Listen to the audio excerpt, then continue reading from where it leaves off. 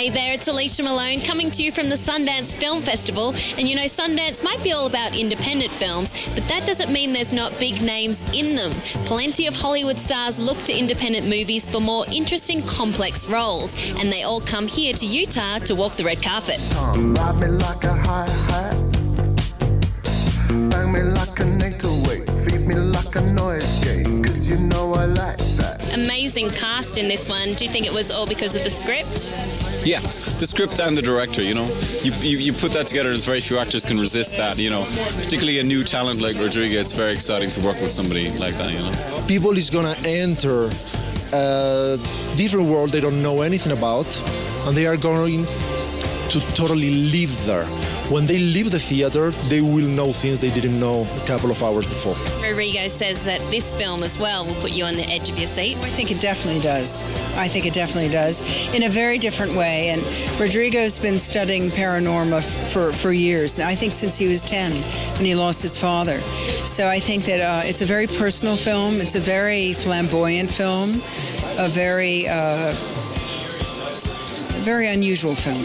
There were 1,000 reasons why I wanted to do it, and I remember having a Skype meeting with Rodrigo, who directed this, and like screaming and dancing in my house to my mom about getting this part. And then when I went to Sundance, I was like, can I tell people that that's what I'm doing next? Bang me like a NATO weight, feed me like a noise gate, 'cause you know I like that. So how many times have you been here to Sundance? I was trying to remember that. I was here last year. I remember that. It's hard. I've been doing this for so long. I can't remember.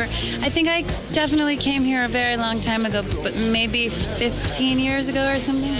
We're seeing a lot of well-known actors in these independent films. Is that because that's where you find often the most interesting roles? Yes. I suppose you'll find the most human stories, actually, and you don't have to spend all day in a CGI studio working with a green screen or working, watch out, you know, get down, watch out, be careful.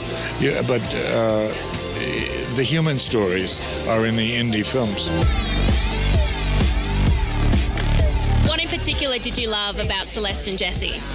I love how it's basically a romantic comedy, but it's dealing with the notion of whether or not you can actually stay friends with your ex and sort of travailing through that in a very honest way, in a kind of painful way. Is that the way to create an interesting role for yourself? Just write it? Yes, I think that's the move, always. An interesting romantic comedy, right? Yes, yeah, or hopefully like a little bit of a different take on a romantic comedy. What does it mean for the film to have a premiere here at Sundance? It's amazing. I mean, I think the film is so wonderful and so funny and so sad at the same time. And I think that the audience here, you know, the Sundance kind of audience is really going to appreciate the comedy as well as the real kind of drama that's brought to it.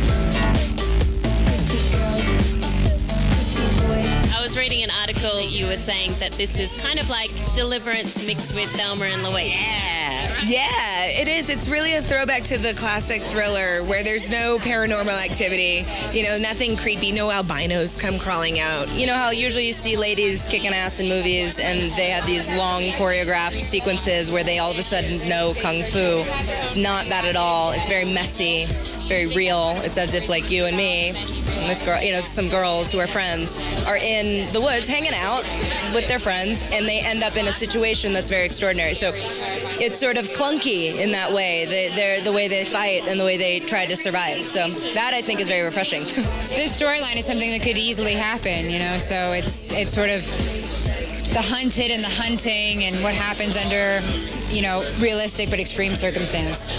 You looking forward to seeing it with this horror crowd that comes for the midnight screening? Yeah, I'm so excited. It's a perfect screening for this film, and I haven't seen the movie, so normally I'd be a little nervous, and, you know, there's always some sort of anxiety that comes along with seeing a film for the first time, but I think seeing a thriller with this kind of an audience would be a lot of fun.